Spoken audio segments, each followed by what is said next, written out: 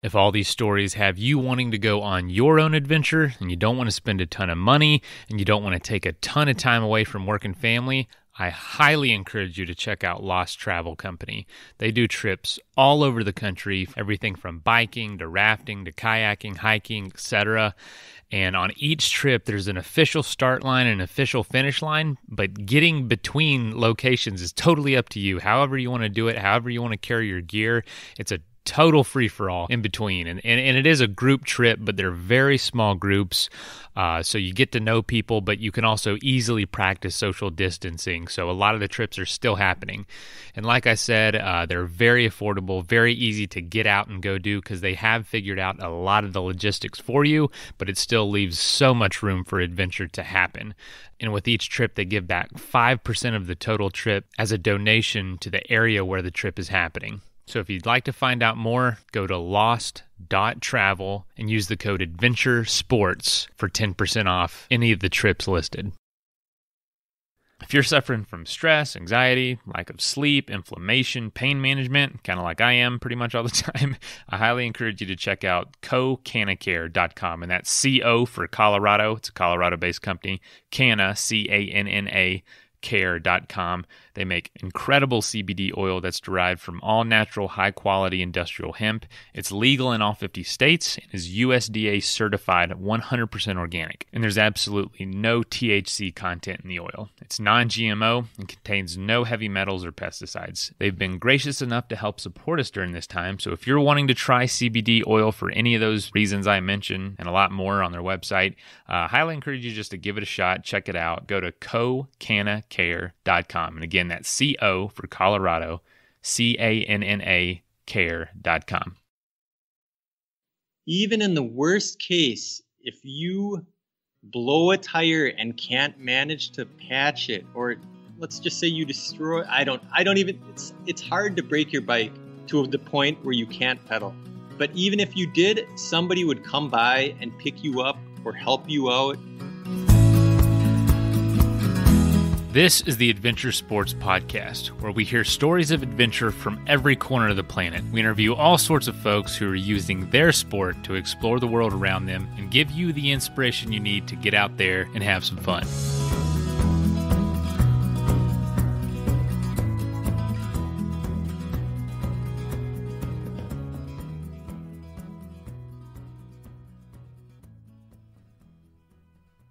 Hey folks. First of all, I want to apologize for missing out last week, but I want to explain what's going on.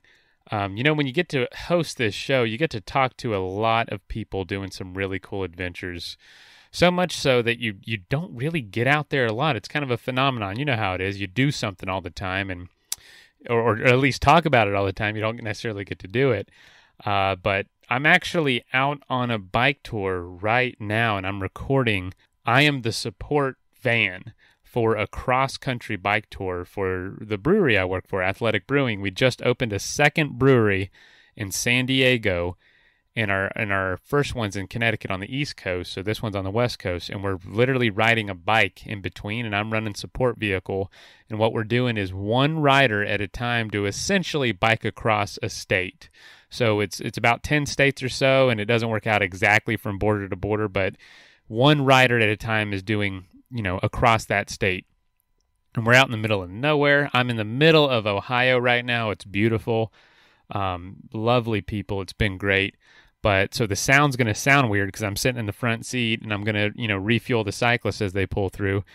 And, we just thought this is going to be an awesome way to kind of cut the ribbon on our new brewery. And if you don't know about Athletic, we make non-alcoholic craft beer. I know, crazy idea, but you have to give it a shot. It's for folks who love the taste of beer, but not the effect of the alcohol. So doing something like a cross-country bike trip is a perfect example.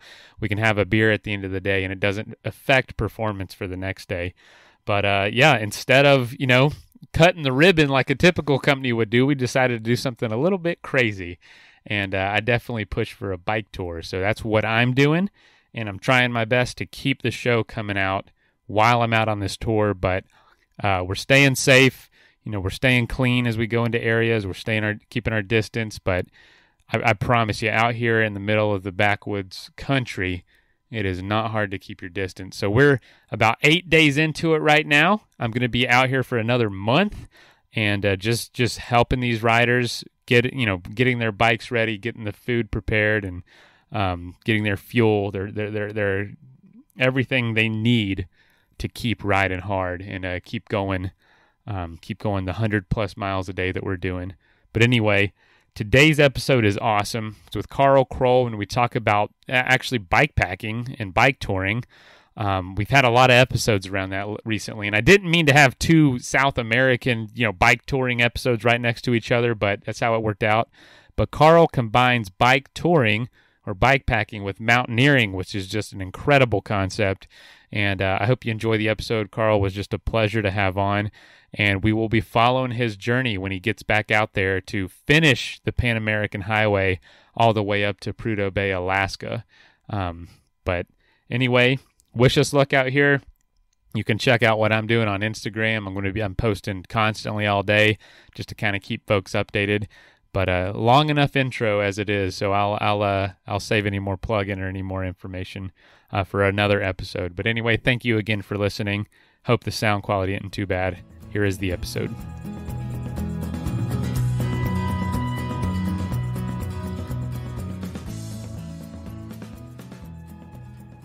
Hey folks, welcome to the show. Today, man, I don't even know what we're going to talk about. I think I know what we're going to talk about, but Karl, who is joining us today, is coming from Minnesota, and he has got a heck of an adventure resume. So I'm excited just to dive in and see where it goes. I think I know, but we'll see. That's how adventure is, though, right? Welcome to the show, Karl. Thanks, Mason. It's a pleasure to be here. And your podcast has accompanied me many times throughout my trip. So I also don't know what we're going to talk about exactly. I'm curious. That's so great to hear, man. That's so cool to hear. I mean, you have experiences from, skiing to just travel in general. You've been to almost 70 countries, all the lower 48 states by bicycle, and 25 of those countries you've been to have been on a bicycle. You've canoed all over the place. You've done hiking and trekking. I guess we should just start at the beginning, honestly. Where did you grow up, and what did you grow up doing this stuff, or did you have to discover it on your own? So I grew up here in Minnesota, like you said, and I just want to clarify, I haven't cycled all of the 48 states, but that would, or the lower 40, but I've traveled through all of them. Yes, okay, I see that now. My apologies. Still, nope, no worries. I don't want to get too much credit here. But so I grew up here in Minnesota, and my parents, from a very young age, just instilled a thirst for adventure. We have the boundary waters here in northern Minnesota. So ever since a young age, doing trips in the boundary waters, and then just traveling all around the United States. And eventually, man, I was like 14 years old, 15, like doing trips out west with the family, and my dad started taking me up mountains here and there. So yeah, just from a young age, instilling a love for travel. Wow. So you just didn't go places to vacation. You were doing things on these trips too. I think that's really cool because we did some things, some fishing and stuff, but nothing real crazy outdoors. And it was a whole new world when I started doing it. So you were kind of given that opportunity early on. When did you start going out on your own or doing some of these other trips? Was it, I guess, right around when you started leaving the house, maybe around the end of high school or so? My first solo trips that I did were probably, the first big solo trip I did would be skateboarding from Minneapolis to Duluth. And that,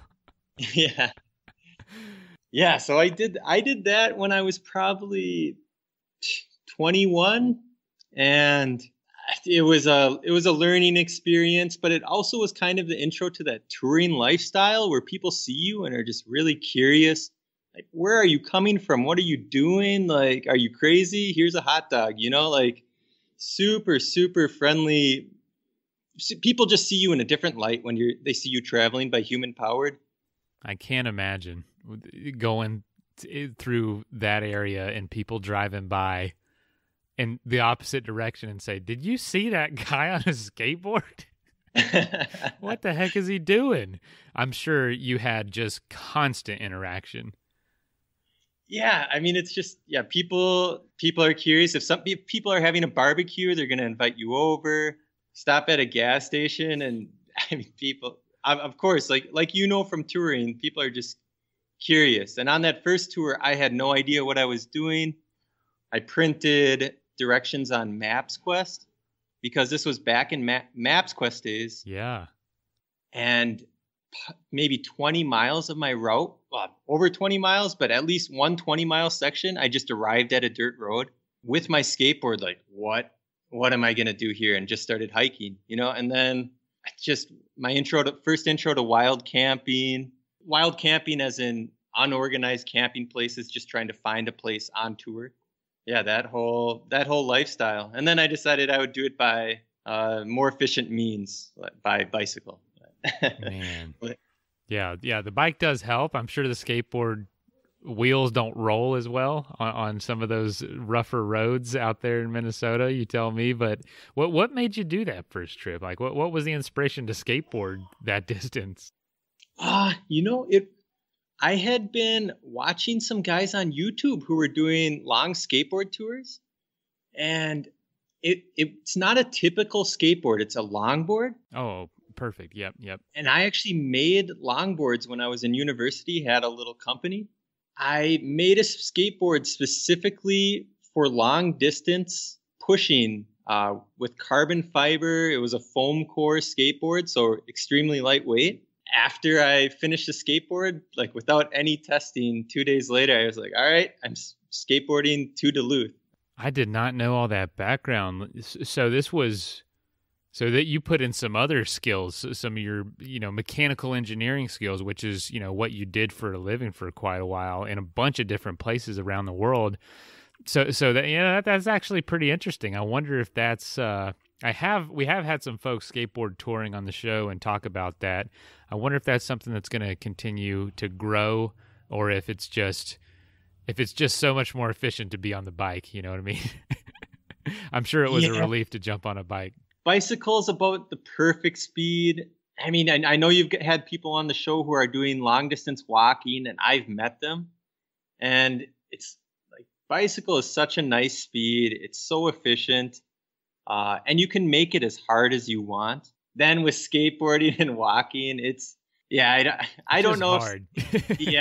It's really hard. And like, props to those guys who are doing that, because man, you do not have an easy way out or an easy exit in a lot of situations.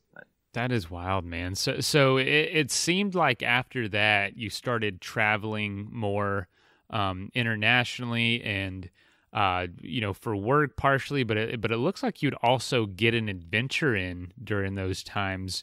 You did canoeing trips. You did some climbing. Were you a mountaineer from those experiences with your mom and dad early on, or did you have to get back into it then? Were you fairly proficient, or did it feel like kind of starting over with mountaineering? I mean, as with mountaineering, I'm not by no means an expert, but it's one of those things that the more you do it, the more proficient you get. Maybe you can pick a harder mountain than the last time, and your route finding abilities just go up incredibly. So, I mean, I don't think it's anything anybody is born with, but it's certainly one of those things that every time I do it, I get, even on hikeable peaks, like, you can always be taught a lesson mountaineering. So I think every time you go into the mountains, it's a learning experience, and you just keep on building skills. And now with some of the peaks I've climbed in South America, it feels like your resume and your experiences just keep on growing and growing for different conditions. And I mean, just everything. Yeah. But so I would not say I started out after it's climbing with my parents, knowing everything to do. I had to learn a lot on my own. I got really into rock climbing for a while. And I still am. I've just been touring too long, but I feel like rock climbing and mountaineering go together really well, just as far as being efficient on the mountain and systems for gear and all that stuff. Yeah, that's really interesting, and I absolutely want to get to that your most recent trip.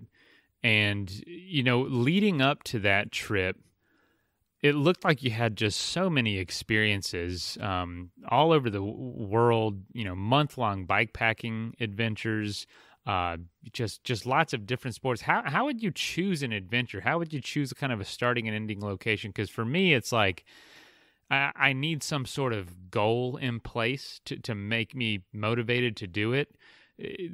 I don't know much about these places. Did it make sense, like, to have a start and finish in these adventures you did, or did you just kind of go out for however much time you had and did what you could?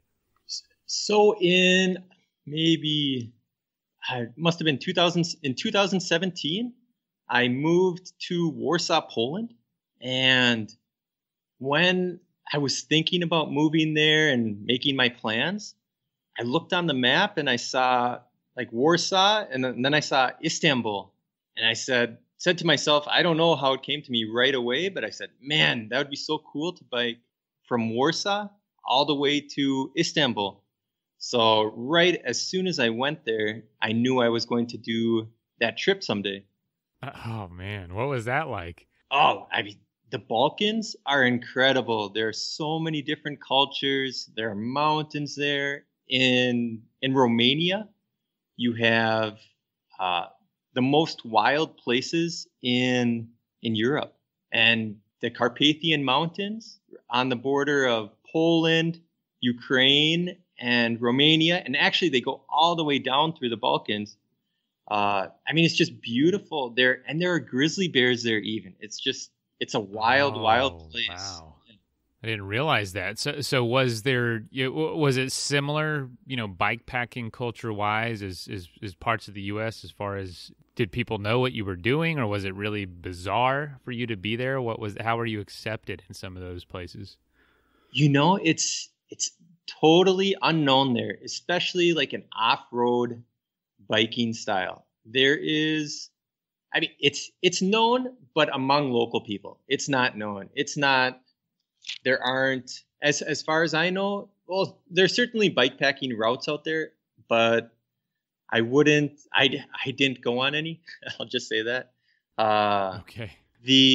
In parts of Ukraine and Romania and definitely Poland, I didn't see any other people touring for weeks. And then I found when I got to Serbia, I crossed a Eurovelo route. And I rode on a Eurovelo route for a couple days, or for one day, and I saw a ton of other touring cyclists with 4 panniers, and just classic touring. And then as soon as I got off the main route, I didn't see any other cyclists for a couple days, until I got to Bulgaria. And then I met one other guy, but yeah, it was just. That's wild, man. What a crazy, just feeling alone out there. What did you learn on that trip? What was one of the biggest lessons you took away from that?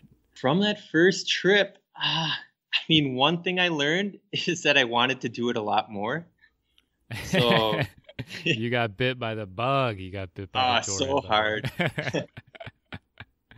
So by the time I reached Istanbul, I had to look for a flight back because I didn't know exactly when I was going to get to Istanbul. But by that time, I actually booked a flight back from Georgia because the country of Georgia, because I knew I wanted to go to Georgia and cycle some more. So I extended that trip by taking a train across Turkey, and then just cycling around Georgia for a couple weeks. You do that trip, you got bit by the bug. The next year, it seems like late January of 2019, you decided to go on this huge adventure. Really, the length of South America and a lot of Central America, you decided to bike. And am I not mistaken, that took quite a while, over a year, correct? Yeah, so my plan going into this trip, was to bike Ushuia to Alaska. And Ushuia, for those who don't know, is the most southern tip of Patagonia. So I spent the last 14 months before the whole pandemic we're in and cycled the length of South America and ended my trip due to the corona pandemic in Costa Rica. So the plan was to go all the way to Alaska.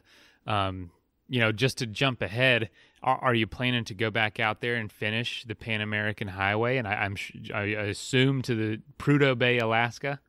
100%. And I have really exciting news right now. It's just a crazy time for me. I am just preparing my bike for next week to actually start the Great Divide route.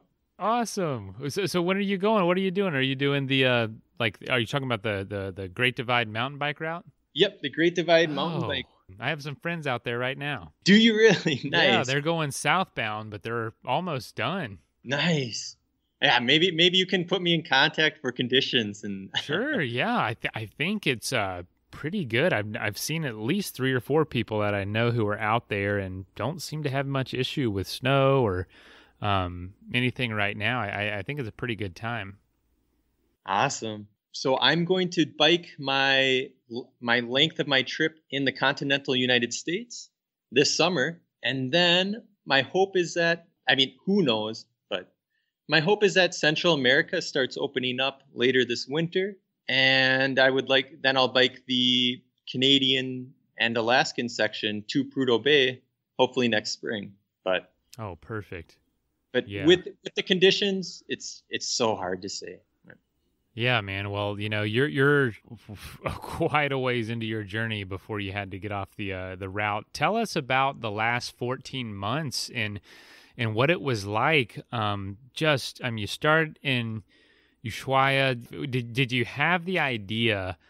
Because from the title, I'm sure people are going to be able to know, like it's like bikepacking, mountaineering, or something was what I'm thinking.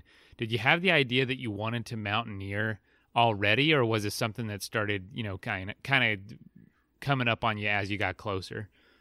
Yeah, I 100% knew going into it that I would really like to do some mountaineering. I just know there are so many nice big peaks in northern Argentina, Chile, and Bolivia that I really wanted to climb, as well as I was really had my eyes set on Chimborazo in Ecuador. So tell us a little bit about how did you climb these mountains? Because for reference, these were many of them over 20,000 feet. These are taller than Denali. How did you plan for that and have a bike? Did you have to ship gear ahead? Because kind of what we're talking about here is the combination of mountaineering and bikepacking or bike touring, which I think is just an incredible just combo of two things. I did a bikepacking mountaineering trip a few years ago in Colorado, and it was just such a cool dynamic to meld the two sports together. But my trips, I could just run up in some running shorts and some tennis shoes. I didn't need expedition gear. For you, how did you pack all that, or did you ship it ahead? What did that look like? So I actually biked in Kyrgyzstan and Kazakhstan with a good friend the year before from university, and on this trip in South America, I basically gave him an open invitation saying, hey, I really would love for you to come down here. I have some awesome mountain objectives I would really like to tick off. So if you're coming down here, let's do this crazy mountaineering sufferfest, whatever you want to call it. But so he flew down and met me at San Pedro de Atacama in Chile. And he brought me 2 more panniers. So I ran a full 4 pannier setup just to carry all the gear. And we did 4 pannier full gear setups, pushing through some terrible, terrible conditions in Bolivia just to get to the base of some of these peaks. But yeah, like you said, it's It's so much gear to carry on a bike, but there's something that seems so natural, especially with mountaineering and like 14ers in Colorado. Like, what a great, like, I want to go do that someday. That sounds so awesome. But just the bicycle as being such an efficient means of human powered transport, and then mountaineering being the sport where it's kind of you versus the mountain, and with ethics, like wanting to do it as self-supported as you can. It just seems bicycle plus mountaineering it's a great combination.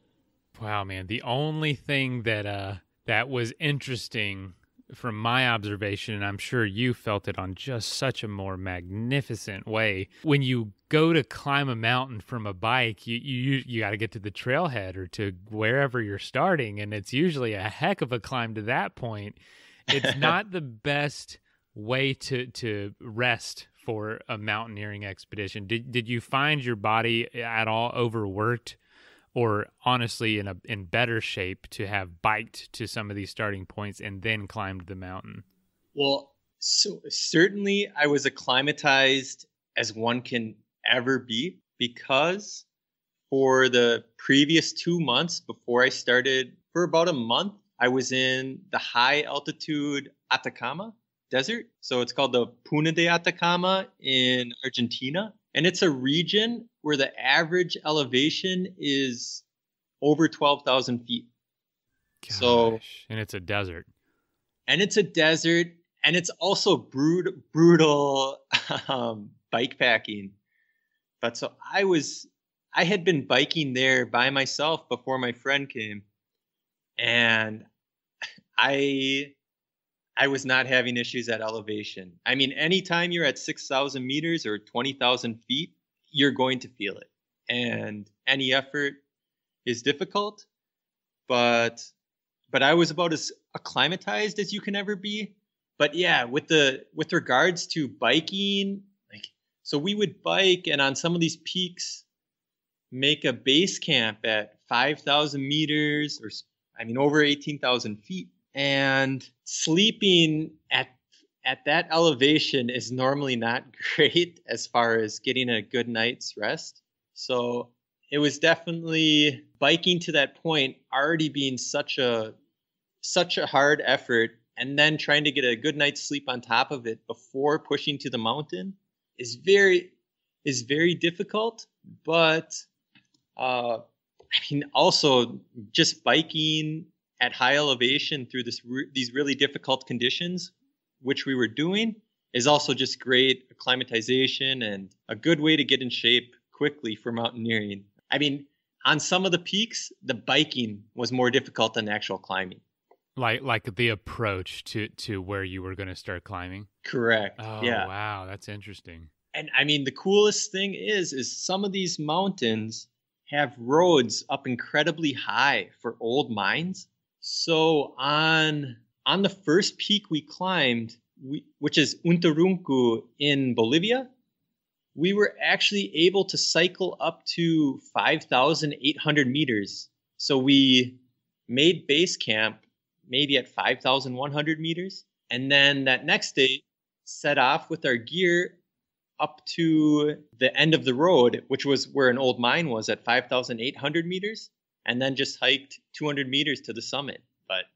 But that cycling at that elevation is incredibly difficult. But that's also the highest road in the world you can cycle. So that's a special one. Not all the Yeah, that's worth the effort, huh? Yeah. But other mountains, the base camps were quite a bit lower than that, or the end of the road was quite considerably lower. That's pretty incredible, man. So did you?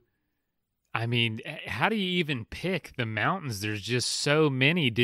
Was there any sort of, you know what I mean? Like I did one where it was like, we go after 14ers or something. Was there any sort of credentials you were trying to meet with these mountains, and how did you choose just a handful versus just wanting to do them all, or wanting to do one or two? So similar to 14ers, and in the Alps, you have 4,000 meter peaks, like this kind of being a height where it's some of the highest mountains around. In this region, the highest mountains are all above 6,000 meters. So we were going after these 6,000 meter peaks. The first one, like I said, we picked because of the road going so high. It seemed special to be able to bike to near the top. The other peaks were just other 6,000 meter peaks, including the Mount Sajama, the tallest peak in Bolivia, which, I mean, that's obvious just because it's the tallest. Chimborazo in Ecuador, that's just the tallest peak in Ecuador. So that seemed, and it's so impressive. Like, these peaks are so impressive that when you see them, at least I really, really feel a need to climb them. It's just, I don't know. It's hard for me to just sit there and appreciate them. But if you can get on them, it's amazing. That's wild. Were there ever times you biked away and thought, I was just up there?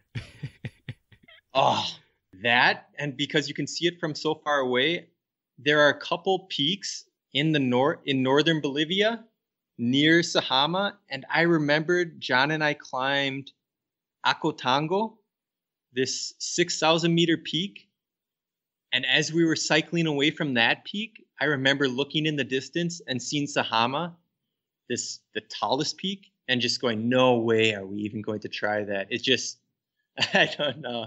It looked so intimidating, but I mean, just I guess we worked our way up to it, waited for nice conditions, but there's certainly, yeah. I'm looking at these while you're talking, and yeah, they honestly, all of them, they really resemble Mount Rainier or Mount Hood, like the Cascades, where they're just massive on the landscape, you know, and I could imagine just seeing that thinking, I'm really going to be standing on top of that, all from human power. You know what I mean? How am I going to do that? That makes total sense because they're also giant volcanic peaks for the most part in this region. So, oh, there you go. No, I was like, that really looks like Rainier, and so did you pass other climbers up there? Did they hear your story and just think you were crazy, and or were you passing other cyclists at that time? Like, what was it like interacting with other adventurers in that region? We did not see very many other cyclists in Bolivia.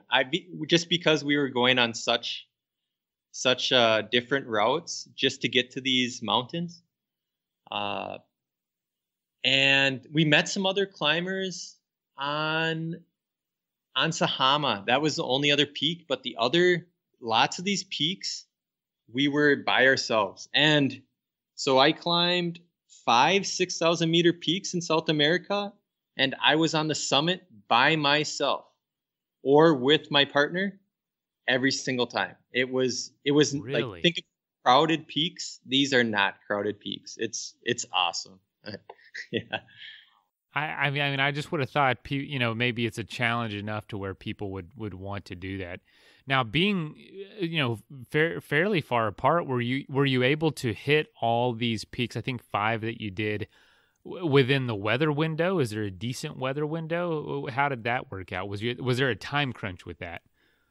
The weather window, as far as seasons, I think you can climb quite a few of these peaks year round. There's certainly times when it's better than others. And with Sajama, for example, we just had to camp near the base of the mountain for 2 nights and just wait out the weather, just because the weather was terrible. It was snowing a ton, and the wind gets so crazy on these mountains. So we just waited a couple days and then made our way to base camp from where we were camping, and we're able to summit. So yeah, certainly waiting out better conditions, but the time frame and as far as seasons go is quite a bit more flexible than many places in the world for climbing in in Bolivia. And then as far as Chimborazo, that's right on the equator. So that's another peak where I just happened to be there in good climbing conditions. Actually, when I first got to Chimborazo by bicycle, there was way too much snow and nobody could climb it. So I ended up continuing my bike tour in Ecuador and getting to La Paz. And then around a month later, I came back and climbed Chimborazo. Not from bicycle, but from right where I had cycled to. So certainly there are times when you arrive by bicycle and you can't climb just because of conditions.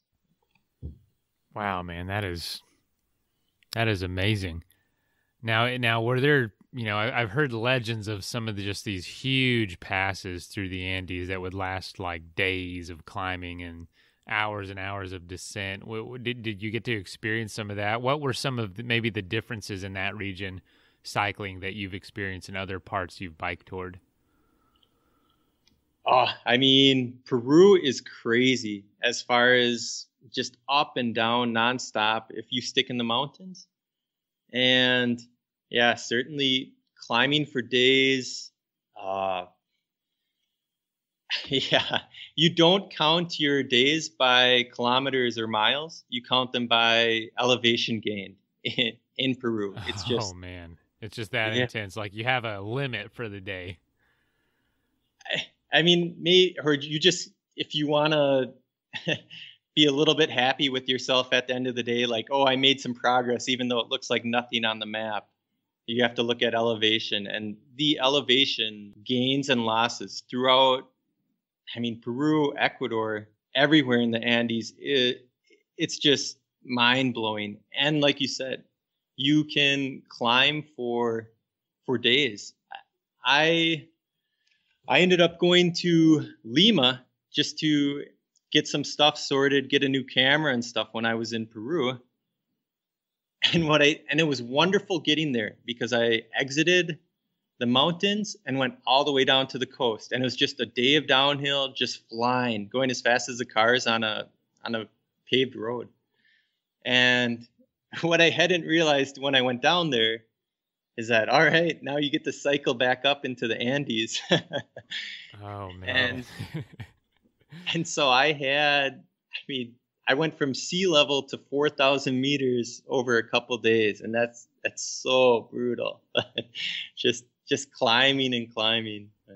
That's a rough couple days, man. Holy cow, man. So, well, good on you for all that. 4,000 meters is about as high as you can go on most roads here in the States anyway. That's pretty wild. So, being such a long adventure, 14 months, I've heard of people doing this in a lot shorter amount of time. Were you taking your time? Were you spending time in places, or what are you, how did you spend such or is that typical? Do I not know what I'm talking about? Which is also pretty likely. It's a mix of both. If you stick to the Pan American Highway and paved roads, I think you can do it pretty quickly. But if you want to get really remote in the mountains, and I mean, half of my time was spent on unpaved roads, and sometimes those roads are so bad you can't even pedal. You have to push and hike your bike. So it really depends on the route you want to take. So as far as people I met, I felt sometimes that I was doing it a little bit quickly, but I would also meet people who had done it much faster. But it also seemed that they were missing out on a lot of things I was getting to do. So there's definitely a compromise between going quickly and wanting to get it done fast and being able to go see beautiful things, maybe go on hikes. I mean, I spent a week in a city over a week actually, in a city called Bariloche in Argentina, and just went hiking with some people I met. So I definitely wasn't racing, Yeah. When I would meet nice people or be recommended something to do in an area, I would try to take my time and really enjoy it. Man, it's just such a huge experience and I would love to tour through that area. It's so varied, so vast, so enormous. I think what would keep a lot of people from doing something like this is the potential danger. What could you speak to that? How did you feel around danger and around just interactions with other people? What was maybe your expectation going in, and what was the reality with like the because you weren't just on the Pan American where people might be used to seeing cyclists. You were really out there at times. So I knew a little bit going into this. I mean, just from my early tours in Europe and Asia, that I mean, people like the goodness of people is amazing, and it doesn't. It's not any different for South America. Like, yeah, if you want to restore your faith in humanity, and especially like in these troubling times, go for a bike tour and just see how wonderful people are. Because like the number of times I was invited into people's houses, given meals, like it's countless. And yeah, I mean people are wonderful. And I mean the most dangerous things on tour are other cars and dogs. I would say dogs are. Dogs. Bicycle touring will change your opinion of dogs. I would say that. Oh man. Do you ever get nipped or some close calls with that? Is there some scarring story you can share? There are too many, but I mean some that stick really close. Georgia, for some reason, Georgia and Peru worldwide have the worst dogs in the world. I can say that as a fact. But in Georgia, I learned that when a huge shepherd dog, they have these giant shepherd dogs, one ran up as I was going through a tiny town and ripped my pannier. And just. That's frustrating. That's really frustrating because I'm sure it was waterproof and all that, and now it's not. Right, exactly. And that happened. And then a little bit later on that same tour, I was going over a mountain pass, and there were some yurts nearby, or little mobile shepherd huts. And seven of these dogs ran over and surrounded me. And I was 100% by myself. I can see any shepherds. And I started picking up the only thing which was near me, which was rocks, and throwing rocks at the dogs, just trying to get them to go away. At this point, I was touring with a chain lock.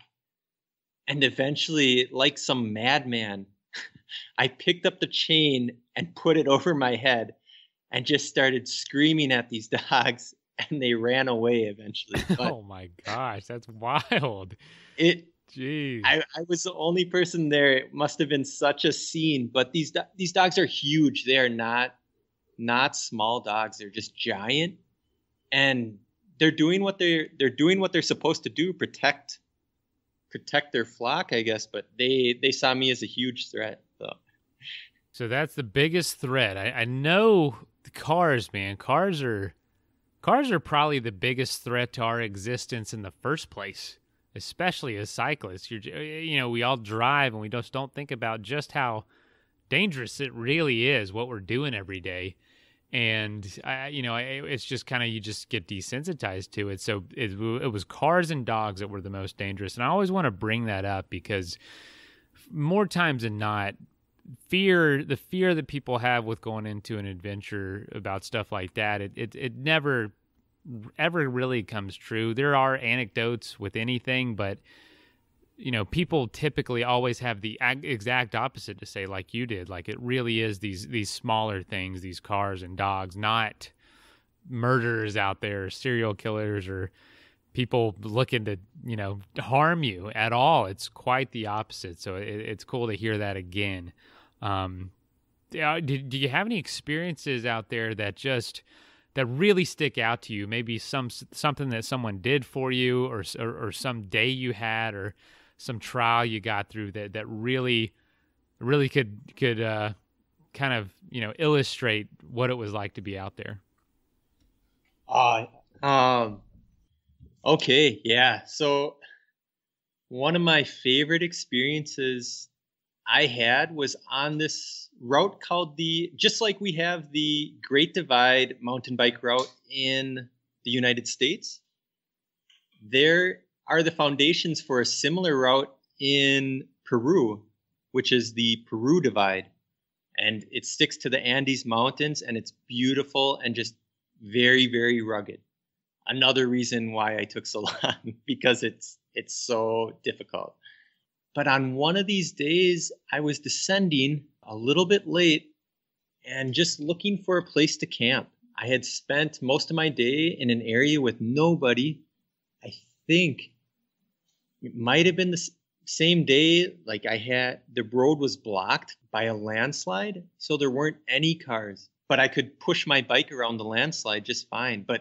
And it's also so remote that I maybe see 5 cars a day, sometimes 2, sometimes none.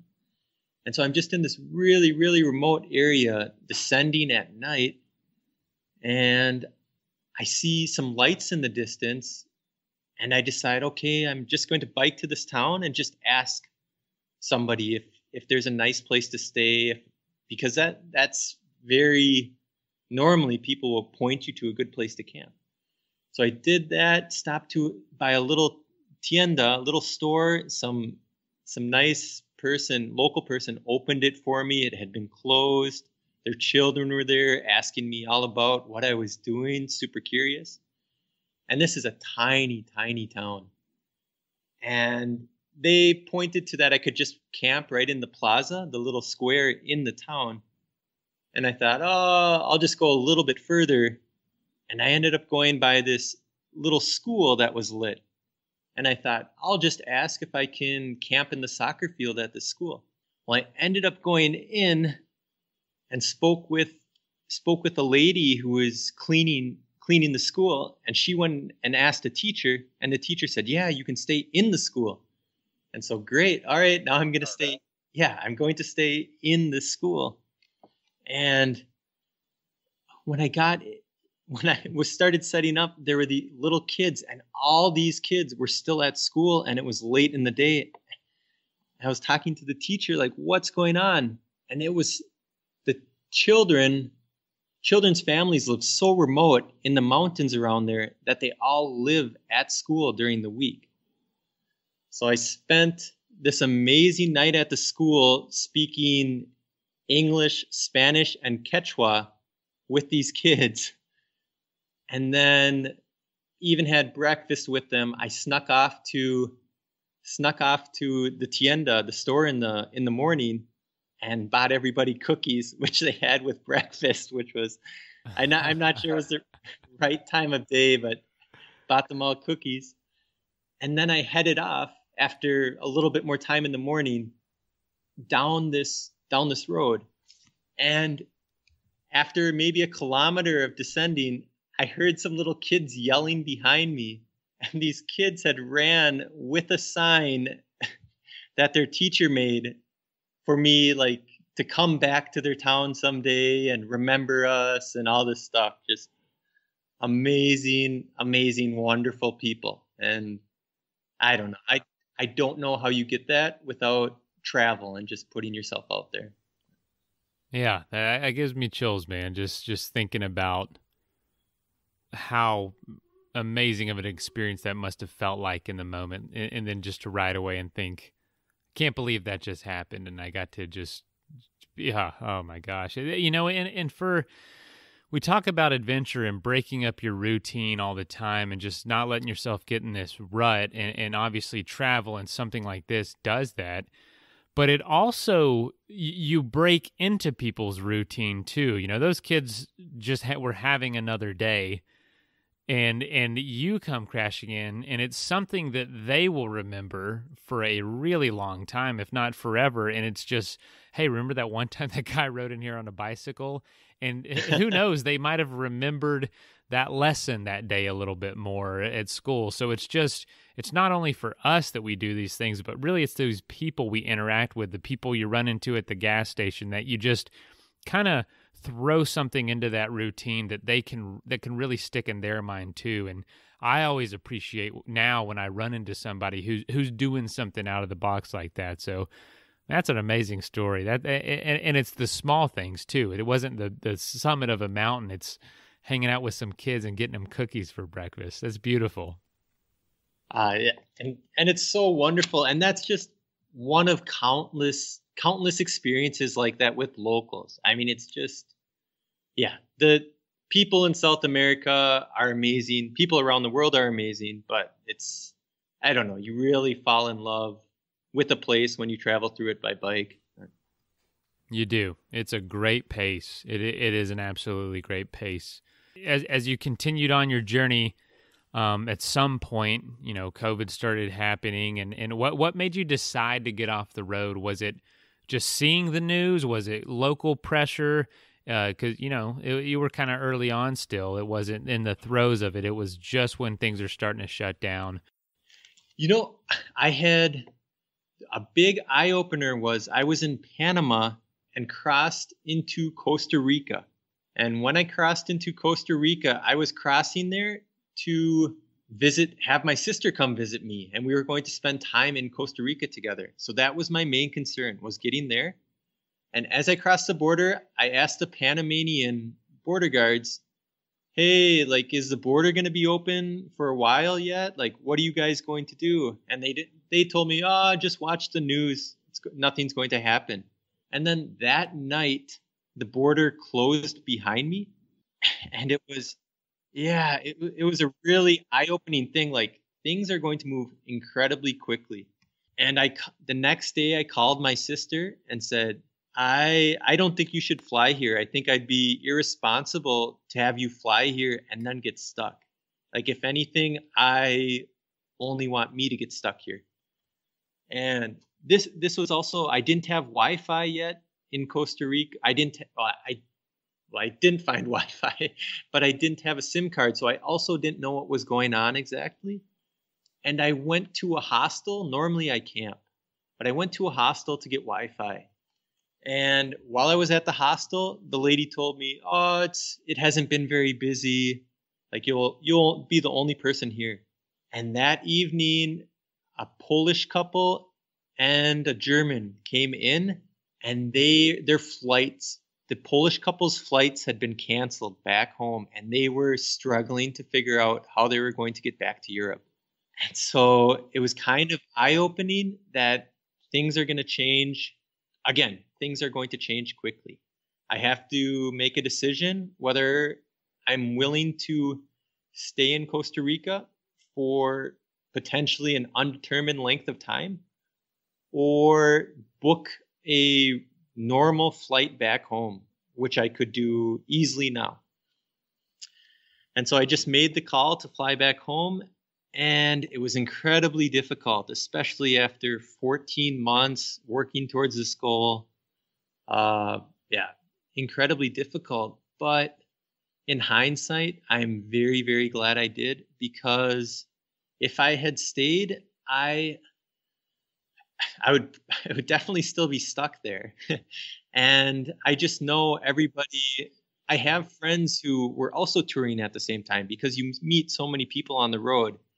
And those who decided to stay in Argentina and Ecuador, different countries, they ended up having to take expensive flights sponsored by the government to get back to their home countries. So in the end, it was the right call. It was an extremely difficult call, but I mean, I guess it's unprecedented times. So nobody knew anything at the moment. No, that definitely was the right call, and definitely hard, man. You're so far into this journey, I'm well over halfway. Yeah, more like 2/3 of the way through, and you have to do this, but you ended at a nice place that wasn't terribly far from home either. So I'm hoping that maybe, it wasn't as expensive as it could be. Now that you're planning to go back and continue the journey, are you also going to be doing it the same style, or are you trying to like knock the goal out, or is it going to be like, I want to climb these mountains along the way? And if so, what's your plans around that? So I don't have any mountains planned for my current route. I know the the Great Divide route does go past some 14ers, and there are plenty of peaks along that entire route. But at the moment, I don't have more plans for mountaineering. I'm going to do it in the same sense as I plan on taking difficult, challenging routes. The Great Divide is not the fastest way to get from Mexico to Canada or vice versa. Right.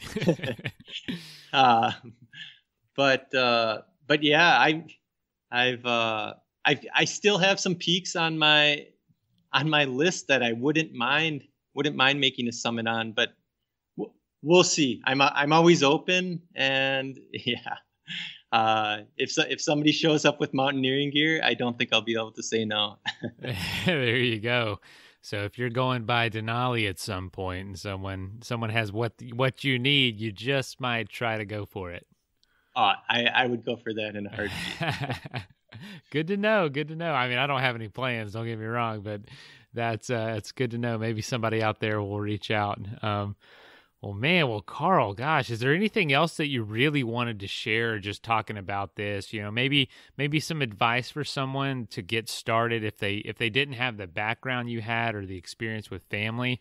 Really, this show, we just want to inspire people to break, do the smallest thing to break that routine, to try adventure, just because with you, it's like once a seed is planted, it can grow pretty quickly with minimal with minimal inspiration and with minimal water and fertilizer, Yeah, a little bit out of control, like a weed, huh? Yeah, it can be. It doesn't need much. I mean, the biggest thing I say is to just go do it. Don't let the gear you have or your experience limit you, especially with bike touring. If you are cycling around, you don't have to do a big tour for your first tour. My first tour was not a big tour. And I even did a practice tour in Europe, which was short. And if you are cycling where you have towns along your route and you have cars that pass you, even in the worst case, if you blow a tire and can't manage to patch it, or let's just say you destroy, I don't even, it's hard to break your bike to the point where you can't pedal. But even if you did, somebody would come by and pick you up or help you out. And there's not much to be afraid of. So just plan your first bike trip, specifically for bike trip. Just plan your first trip. Keep it simple. Don't plan on doing too many miles per day. Just keep it enjoyable. And then next one, bite off a little bit more. Maybe go off-road the whole time, or, you can always do more. And if you have gear for camping, you can strap it on your bike. You do not need to buy fancy bikepacking gear or fancy. You don't need that gear. Maybe get it later, but when you're starting out, I don't know, you can wear a backpack. I don't recommend it. Backpacks suck for bike. Yeah. But you're getting out there. But you can, and for 2 or 3 days, it's not going to kill you. So, yeah. Man, we're such advocates of doing it here. Just doing it with what you have as cheap as possible. When I was doing my first bike tours, they were ridiculously inexpensive. And now that I, have a job and a kid and a house, and it's like, life is more expensive, that doesn't mean that adventure that I take has to be any more expensive than it was when I was in college. I enjoyed it just as much then. I can do it now. I can make that work financially. I can make those little trips happen, and it doesn't have to be, like you said, with all this, $300 set of panniers or something. Like, you build up to that. But the feeling of getting out there and being on an adventure, you've got to get out there and do it when you can. And you just said so many things that we harp on here, and so I really appreciate that. And it's always good to hear from someone who's actually living it, actually doing it, rather than just me who talks to people doing it all the time. And I'm not even using the most expensive gear right now. I mean, it's. Yeah, so you can do it what you have. Man, and you said a really good thing. It takes a lot to get your bike to the point that it won't work anymore. I mean, I haven't seen it in my bikes, and they've been through hell and back. So you would be an anomaly if you were able to break it to that point. So, well, Karl, man, I really appreciate you joining. I'm going to have to go, but I would love to stay in touch, love to follow you with your journey starting up again soon. And I'm going to plug everything that folks can follow you. And if you don't mind, do you mind sharing where folks can keep up with your journey? Sure. So on Instagram, I'm Where Is Karl, and that's where_is_Karl with a K. And then on YouTube, I'm Karl Kroll. So yeah, you can just find me there. Perfect. All right. Well, we will tag all that, plug all that, and make sure your story is told. And I'll keep you updated about when it comes out. And yeah, man, thank you for joining and jumping on. This has been exciting. Thank you, Mason. It's been a pleasure. Absolutely. We'll have you on again when you hit Prudhoe Bay, okay? Sounds great. All right, man. Enjoy your night. We'll talk soon. All right. Have a good evening. See you. First of all, thank you so much for listening. It means the world to us that you choose to listen to the show. If you'd like to help us further, you can leave a review on iTunes, share us with your friends, your family. It goes a long way to grow in the show. You can also support us financially through patreon.com/adventuresportspodcast. Link is in the show notes. And also, if you have an idea of who could be a good guest for the show, we're always looking for people to tell their story about the outdoors or adventure. So if you know someone, please reach out. Email us at info@adventuresportspodcast.com. And until then, get out there and have some fun.